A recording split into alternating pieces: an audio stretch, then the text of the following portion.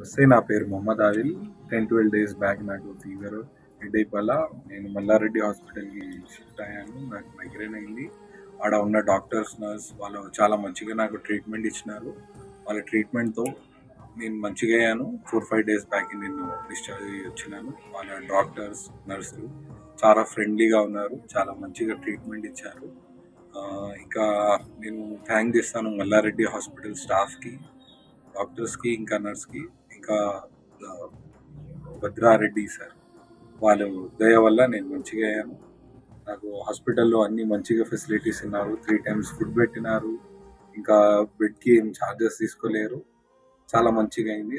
హాస్పిటల్‌లో నేను మంచిగా అయ్యాను. ఇంకా ఇట్లానే అన్ని జనాలకు భద్రారెడ్డి సార్‌తో కోరుకుంటున్నాను. ఇట్లానే అన్ని ఫెసిలిటీస్ ప్రొవైడ్ చేయాలి.